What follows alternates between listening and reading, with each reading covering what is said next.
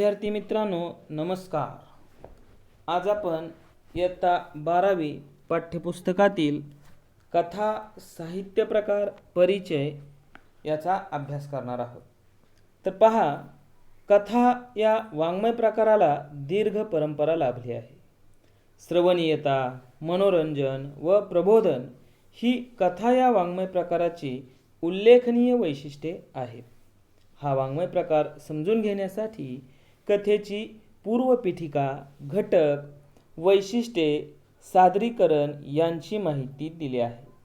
कथेच्या अभ्यासातून भाषिक कौशल्ये विकसित होतात, तसेच व्यावसायिक संधीही उपलब्ध होतात. कथा या साहित्य प्रकाराचा परिचय व्हावा या हेतूने प्रस्तुत विवेचन केले आहे. पहा, प्रस्तावनेमध्ये काय म्हटलेलं आहे. मनुष्य आपले अनुभव व कल्पना जेव्हा दुसऱ्याला सांगू लागला तेव्हाच त्यांची गोष्ट झाली आणि त्यातून कथेचा जन्म झाला. कथा या शब्दाचा शब्दशः अर्थ गोष्ट, कहाणी, हकीकत, वर्णन असा आहे. लक्षवेधी, सोप्या, सुटसुटीत आणि रसाळ शब्दात पूर्वी गोष्ट सांगितली जात असे. या श्रवण गोष्टीतून मनोरंजन व अप्रत्यक्षपणे बोध देण्याचा प्रयत्न होत असे. मौखिक परंपरेतून सुरू झालेल्या व लिखित स्वरूपात स्थिरावलेल्या कथा या वाङ्मय प्रकाराला उत्तरोत्तर लोकप्रियता लाभत गेली. कथा म्हणजे सांगणे, निवेदन करणे. कथ या मूळ धातूपासून कथा हा शब्द रूढ झाला आहे.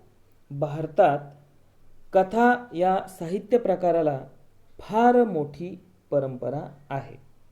मग कथा म्हणजे काय? तर प्रारंभी एखादी शिकवण देण्यासाठी, बोध देण्यासाठी कथालेखन केले गेले.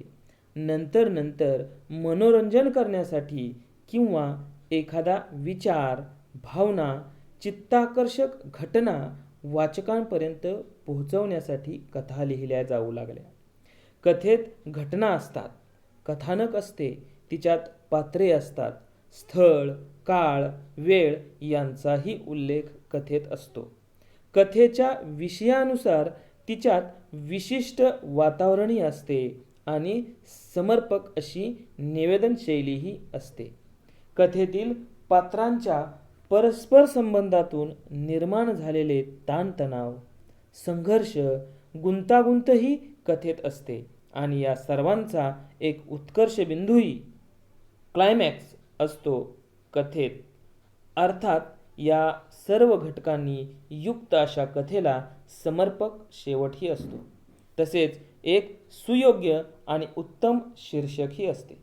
थोडक्यात सांगायचे तर कथा म्हणजे एका विशिष्ट स्थलकाली पात्रांच्या परस्पर संबंधातून घडलेल्या घटनांचे एखाद्या विशिष्ट हेतूने केलेले उत्कंठावर्धक चित्रण म्हणजे कथा.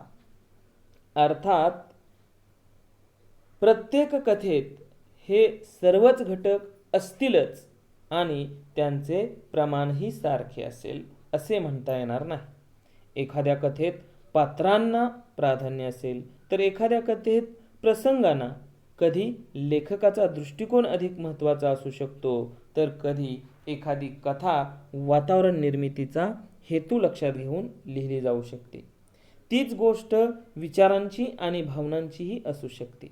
थोडक्यात कथा म्हणजे केवळ प्रसंगांचे वर्णन नव्हे, केवळ व्यक्तींचे चित्रण नव्हे, निव्वळ दृष्टिकोन किंवा एकाच विचाराचा परिपोष नव्हे, तर कथा म्हणजे पात्रे, प्रसंग, संघर्ष, गुंतागुंत, वातावरण, विचार, भावना, निवेदनशैली अशा सर्वांचे एक सुसंघटित प्रकटीकरण होय. आता त्याचबरोबर यानंतर कथेची पूर्वपीठिका म्हणजे काय तर पहा, 1890 मध्ये श्रेष्ठ कादंबरीकार ह.ना. आपटे यांनी करमणूक या साप्ताहिकाची सुरुवात केली. या साप्ताहिकातून त्यांनी दैनंदिन जीवनाशी संबंधित साध्या व हृदयस्पर्शी कथा प्रकाशित केल्या. पुढे कथेच्या स्वरूपात कालानुरूप बदल होत गेले. आशय आणि अभिव्यक्तीत परिवर्तन होऊन कथा सामर्थ्यवान झाली. अधिकाधिक विषयांना स्पर्श करत ती बहुआयामी होत गेली. लेखन तंत्रातही प्रयोग झाले. त्यानंतर ग्रामीण कथा, दलित कथा यांनी कथा वाङ्मयाला समृद्ध केले. स्त्री शिक्षणाच्या प्रसाराचा प्रभाव साहित्यावरही झाला. स्त्रियांचे अनुभव कथेच्या माध्यमातून व्यक्त होऊ लागले. त्यामुळे एकूणच कथेचा प्रवाह आणि आशय दोन्हीही वृद्धिंगत होत गेले. अशी ही जीवनाचे विविधांगी दर्शन घडवणारी कथा आजही वाचकांना आकृष्ट करत आहे. आता कथेमध्ये कथेचे घटकही महत्त्वाचे असतात. तर ते घटक कोणते ते खालीलप्रमाणे आहेत, पाहूया. पहिला घटक जो आहे तो 1 नंबरचा घटक कथाबीज. कथाकार त्याच्या प्रतिभाशक्तीने एखाद्या घटनेत वास्तवाचे व कल्पनेचे रंग भरतो. हे करताना तो निसर्ग, समाज, सांस्कृतिक संदर्भ, वातावरण इत्यादी घटकांचे सहाय्य घेतो. या सर्व घटकांच्या मदतीने घटना मालिकेचे कथात्म साहित्यात रूपांतर होते. म्हणून कथेत घटना हा महत्त्वाचा भाग ठरतो. कथेत या मूळ घटनेलाच कथाबीज असे म्हणतात.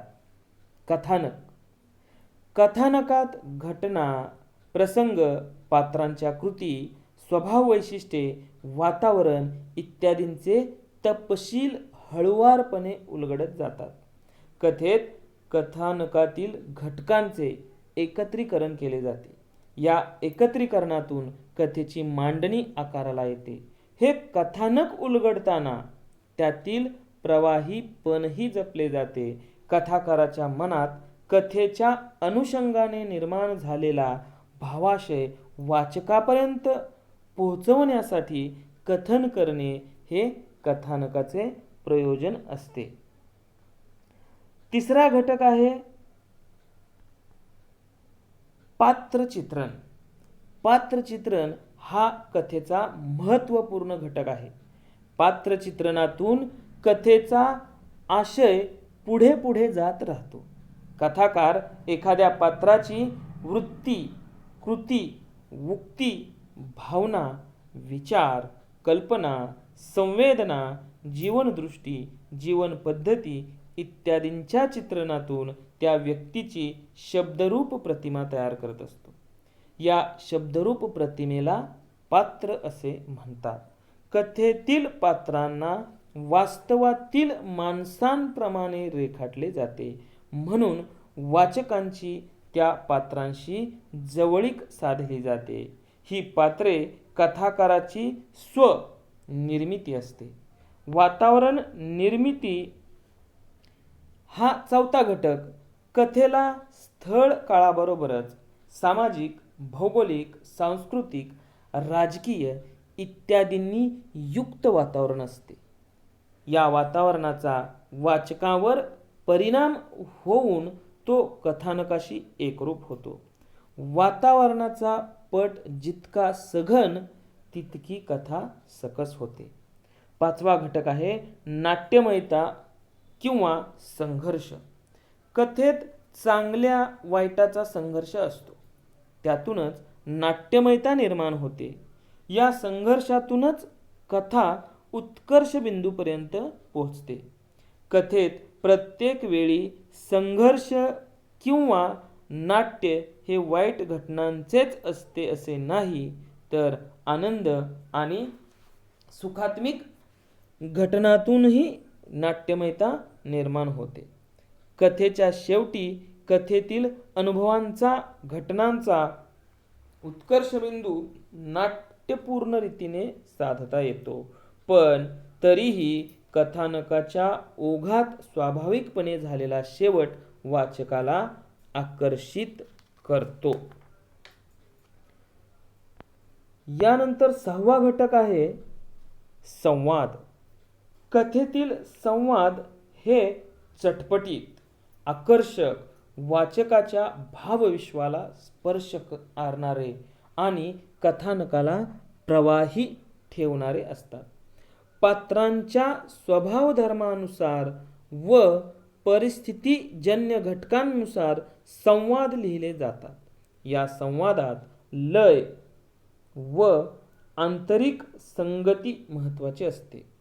संवादातून रसनिर्मिती आणि रस परिपोष होत असतो. अर्थपूर्ण संवाद कथेला वेगळी उंची प्राप्त करून देतात. 7वा घटक आहे भाषाशैली. कथानक भाषेच्या मदतीने साकार होत असते. कथेतील पात्रांच्या स्वभाव वैशिष्ट्यांनुसार व कथेतील वातावरणानुसार भाषेची योजना केली जाते. कथाकार त्याचा दृष्टिकोन, त्याची अनुभव घेण्याची पद्धती यानुसार कथेचे भाषारूप आणि शैलीविशेष निश्चित होत जातात. कथा लिहिताना साधारणतः प्रमाण भाषा आणि बोलीभाषा यांची सरमिसळ केली जाते. तसेच कथा पूर्णपणे बोलीभाषेतही लिहिली जाते. वरील घटकांशिवाय प्रारंभ, मध्य आणि शेवट असे कथेचे सर्वसाधारणपणे 3 टप्पे मानले जातात. कथेची सुरुवात कधी विरोधाभासातून, कधी पात्रांच्या परस्पर विरोधी भूमिकांतून, तर कधी परिस्थितीजन्य प्रसंगातून होत असते. ही सुरुवात जितकी नाट्यपूर्ण, जितकी उत्कट, तितकी वाचकांची उत्कंठा अधिक तीव्र होते. ही उत्कंठा कथेच्या शेवटपर्यंत कायम राखली जाते. कथेच्या रचनाबंधाला यामुळे सौंदर्य प्राप्त होते. कथालेखनात कथेच्या वरील घटकांबरोबरच शीर्षकाचे महत्त्वसुद्धा अनन्यसाधारण आहे. सूचक व अर्थपूर्ण शीर्षक कथेचा आशय उलगडण्यास मदत करते. आता याचप्रमाणे कथेची वैशिष्ट्ये आहेत. मराठी भाषेचे कथादालन खूप समृद्ध आहे. ते विविधतेने आणि गुणवत्तेने नटलेले आहे. त्यामुळेच मराठी कथा अनेक विविध वैशिष्ट्यांनी परिपूर्ण झाली आहे. त्या वैशिष्ट्यापैकी पहिलं वैशिष्ट्य आहे कथा मनोरंजन करते. मराठी कथा विलक्षण मनोरंजक आहे. तिची खुमारीच मोठी न्यारी आहे. मराठीत सर्वात जास्त वाचला जाणारा साहित्य प्रकार म्हणजे कथा होय. दिवाळी अंकामध्ये कथेला मानाचे पान दिले जाते. ते तिच्या मनोरंजकता या वैशिष्ट्यामुळे. आबालवृद्ध कथा सांगण्याचा आणि ऐकण्याचा आनंद मनमुराद लुटतात, तो तिच्या या मनोरंजकतेमुळेच. मनोरंजनाची कितीतरी अत्याधुनिक साधने, उदाहरणार्थ TV वगैरे खूप नंतर उदयास आली, पण पहिला मान कथेचाच. कथा सर्वांनाच हवीहवीशी वाटते. याचे कारण तिच्या मनोरंजकतेत दडलेले आहे. मुले तर गोष्ट सांगण्यासाठी भंडावून सोडतात. मोठी माणसेही याला अपवाद नसतात. माणूस गोष्टी वेल्हाळ झाला तो तिच्या मनोरंजकता या वैशिष्ट्यामुळेच. दुसरे वैशिष्ट्य आहे कथेमुळे सुसंस्कार होतात. मनोरंजकतेप्रमाणेच मनावर संस्कार करण्याची ही जबरदस्त ताकद कथेत असते.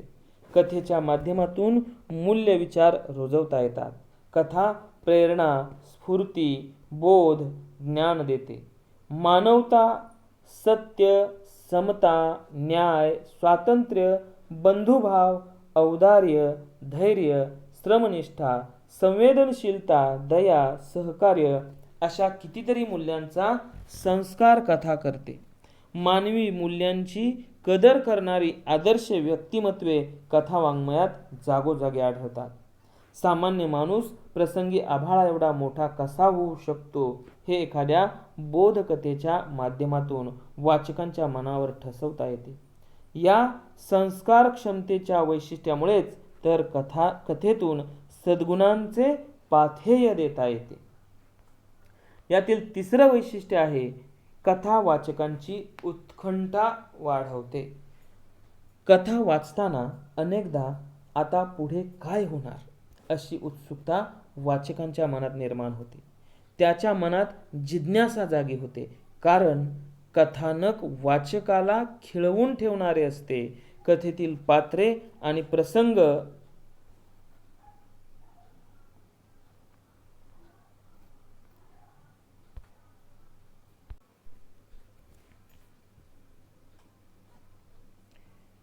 कथेतील पात्रे आणि प्रसंग यांची गुंफण अशा कौशल्याने केलेली असते की वाचक त्यात तल्लीन होऊन जातो.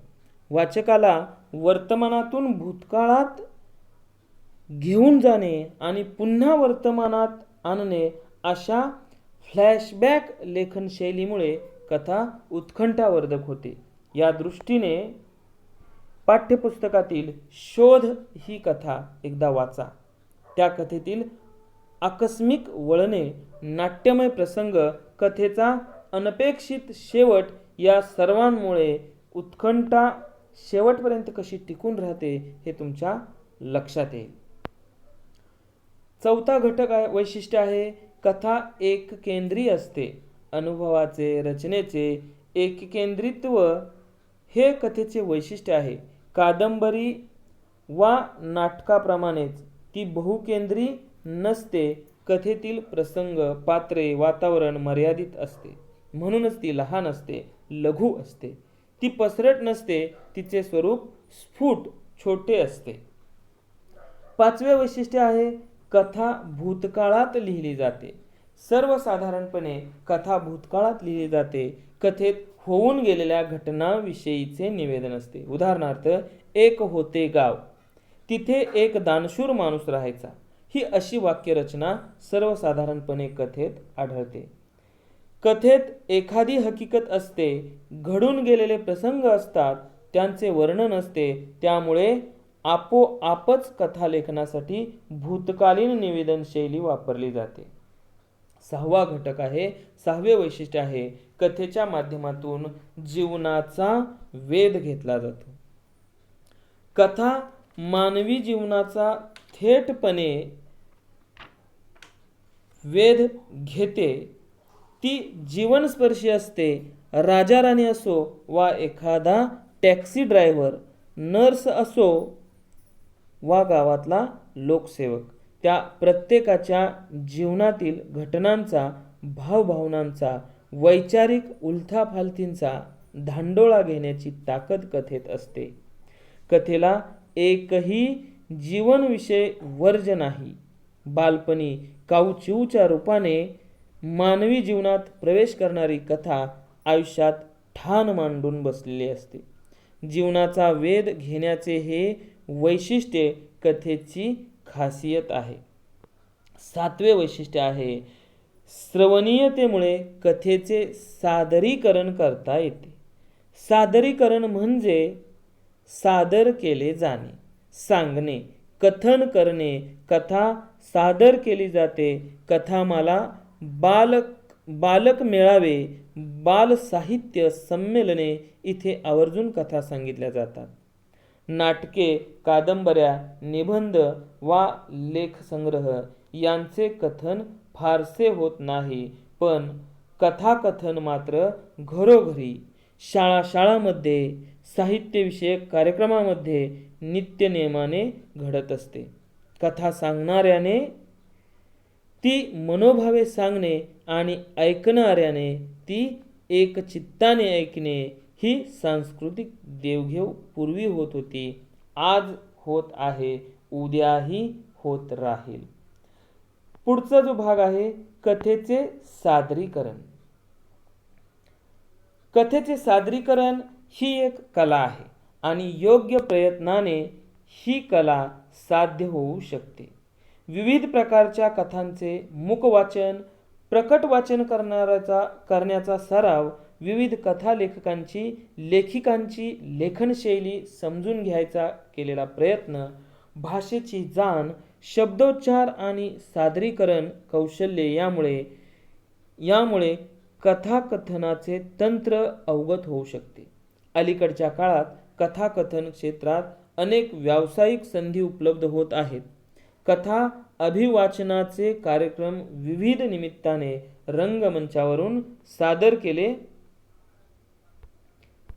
जात आहेत. आकाशवाणी, दूरदर्शन या लोकप्रिय माध्यमातून सादर केले जाणारे कथाकथन अधिक लोकांना आकर्षित करत आहे. या पार्श्वभूमीवर कथा सादरीकरण हा पैलू लक्षणीय ठरतो. अभिवाचनामुळे कथा श्रोत्यांपर्यंत योग्य प्रकारे पोहोचण्यास मदत होते. कथेचे अभिवाचन एकाच वेळी जर अनेकांकडून केले गेले तर आवाजाचा एकसुरीपणा टळतो. संवादातील चढ-उतार, चटपटीतपणा, शब्दफेक यातील विविधतेचा आनंद श्रोत्यांना मिळतो. कथेतील घटना, प्रसंग, व्यक्तिरेखा यांचे आकलन होण्यास मदत होते. कथा वाचनाला जर पार्श्वसंगीताची, प्रकाशयोजनेची, नेपथ्याची जोड दिली तर ते अभिवाचन श्रोत्यावर चांगला परिणाम करते व दीर्घकाळ स्मरणात राहते. कथाकथन करणाऱ्या व्यक्तीला भाषेच्या ज्ञानाबरोबरच वाचिक अभिनयाचीही थोडी जोड द्यावी लागते. त्यामुळे कथाकथन उठावदार होते. कथाकथन करणाऱ्याला शब्दांच्या माध्यमातून पात्रांना जिवंत करायचे असते. कथाकथन करणाऱ्या व्यक्तीला कथा सादर करायची असल्याने कोणताही लिखित मजकूर हातात नसतो. श्रोत्यांशी संवाद साधत, त्यांचा प्रतिसाद घेत, लेखकाच्या मूळ संहितेला धक्का न लावता पण परिणामकारकरित्या ती श्रोत्यांपर्यंत पोचवायची असते. कथेची निवड करणे फार महत्त्वाचे व तितकेच जबाबदारीचे काम असते. कथा सादरीकरणाचा कालावधी व श्रोत्यांचा अवधान काळ याचे भान कथा सादरीकरणात ठेवावे लागते. कथा ही संवादातून खुलत असल्याने शब्दफेक, प्रभावी उच्चारण, स्पष्टता आणि शब्दांचा गर्भितार्थ श्रोत्यांपर्यंत थेट पोहोचवणे हे एकाच वेळी कौशल्यपूर्ण पण आव्हानात्मक काम असते. कथेच्या सादरीकरणाला तंत्रज्ञानाची जोड देऊन सामाजिक संपर्काच्या माध्यमातून आज कथा वाचकांसमोर येते. कथेचा समारोप मौखिक परंपरेपासून सुरू झालेला कथेचा प्रवाह आजही सक्षमपणे खळाळत राहिला आहे. आजही मनोरंजन आणि नित्यनूतन अनुभव देण्याची कथेची क्षमता टिकून आहे. कालानुरूपे कथेचे विषय, आशय आणि अभिव्यक्ती बदलत गेली, परंतु ती समाजाशी व संस्कृतीशी बांधील राहिल्याने लोकप्रिय राहिली. वाचकांना कथा वाचनाचा आनंद साप्ताहिके, मासिके व दिवाळी अंकापासून ते सामाजिक संपर्कामध्ये या सर्व माध्यमातून मिळतो. भाषा सौंदर्य, आशय सौंदर्य, अभिव्यक्ती, विशेष सादरीकरण, मनोरंजन आणि बोध या विशेषांमुळे कथा आजही लोकप्रिय आहे. तर आज आपण कथा साहित्य प्रकार परिचय याचा अभ्यास केला. आता याच्यावर आधारित ज्या स्वाध्याय कृती आहेत याचा अभ्यास आपण पुढील व्हिडिओमध्ये करणार आहोत. धन्यवाद. थांबूया इथं.